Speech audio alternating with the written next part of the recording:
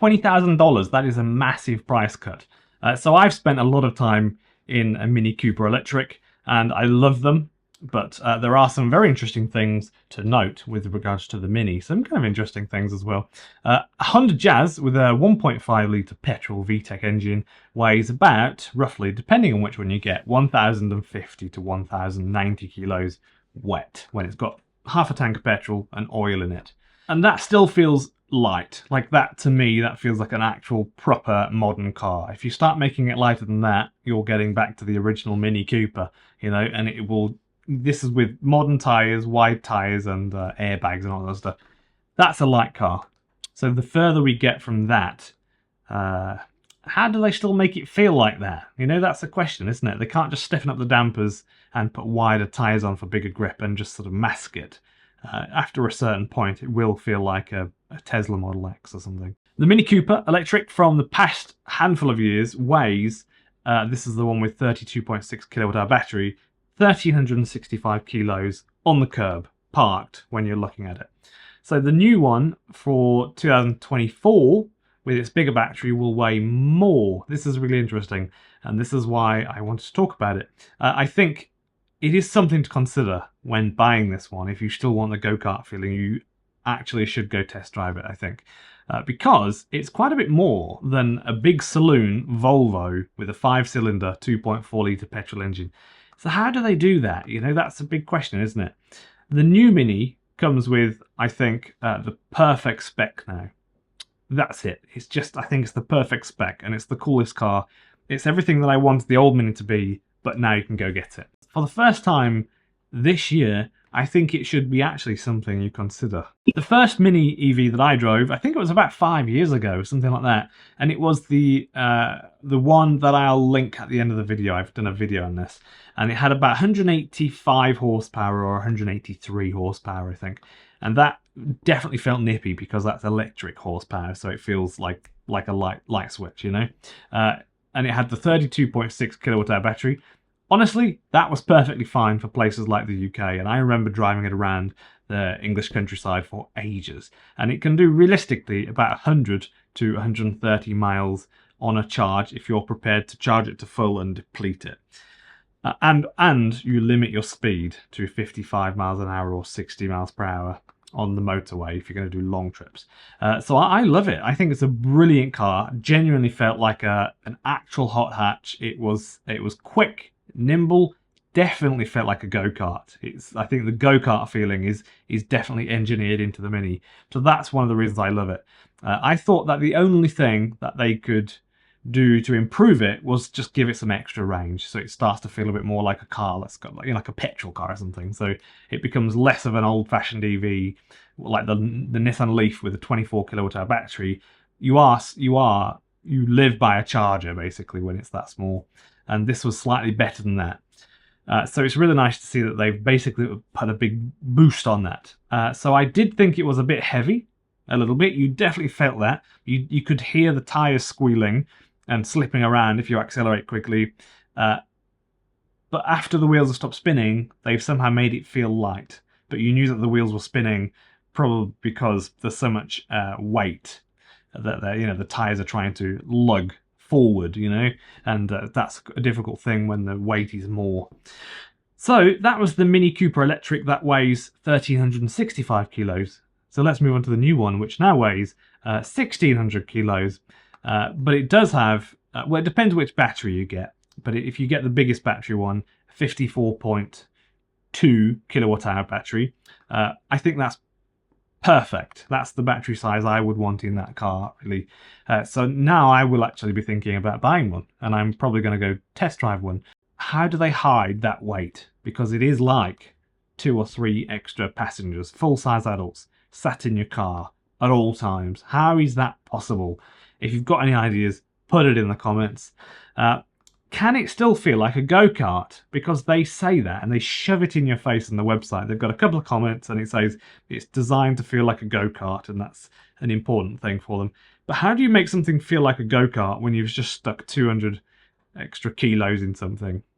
How do you do that? You know, I don't doubt that they have, but I can imagine they've just made the suspension stiffer and thicker tyres, that sort of thing. So just for reference, if you have ever seen one of these or driven one, this is quite a big car. It's a Volvo S40, 2.4 litre engine with a 5-cylinder engine.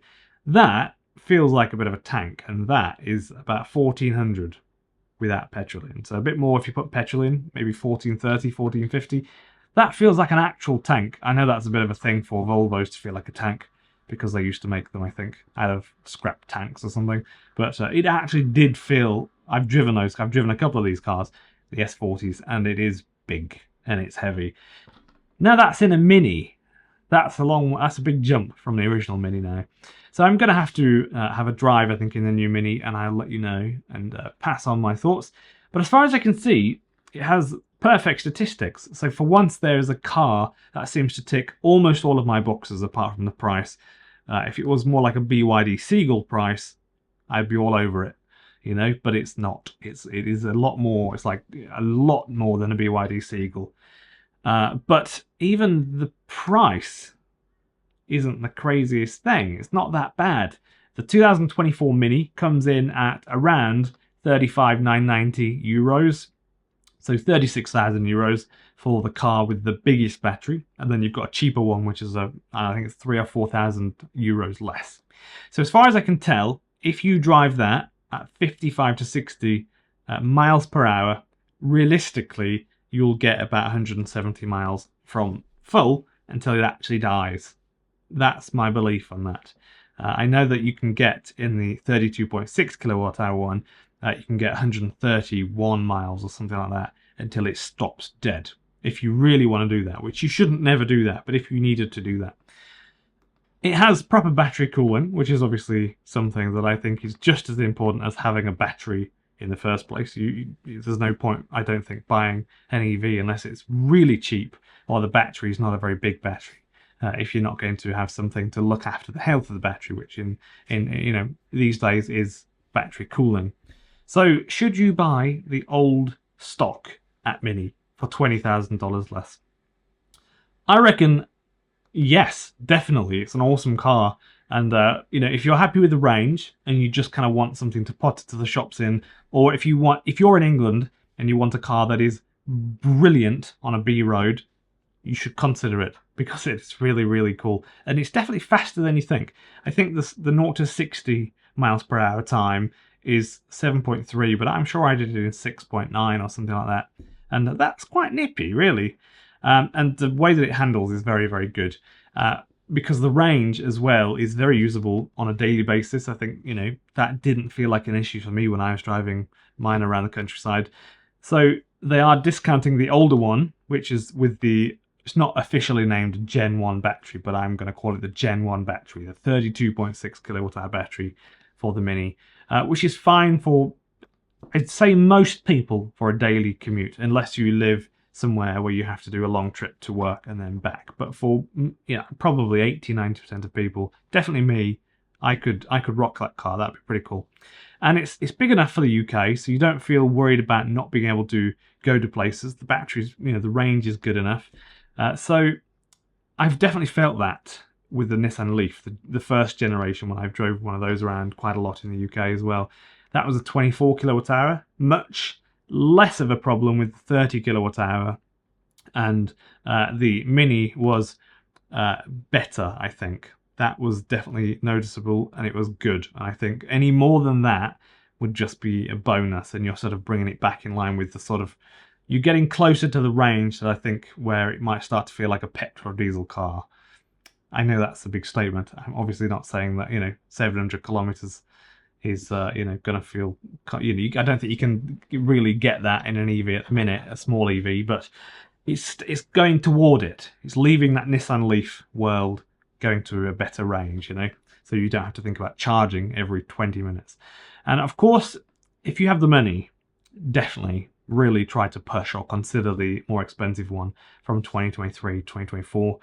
A, because it looks awesome.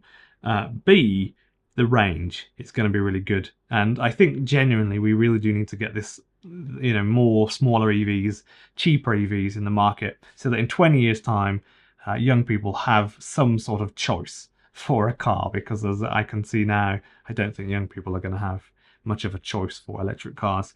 And I know Mini sell a lot of cars, but if you've driven a Mini, or one of the electric ones, or I suppose not electric as well, just one of the newish sort of Minis, what do you think about it? If you put it in the comments, I'd be pretty interested to know what you think. I've been impressed by the cliche go-kart feeling in all of the Minis I've driven. The standard one, the fast supercharged one, a turbocharged one, one electric one, and they all feel the same. Really, really good, really, really fast. So thank you for watching to the end, and if you're new to the channel, I'm Ben Alexander and I make EV news videos, so please feel free to subscribe if you like these kind of videos, and have a nice Christmas.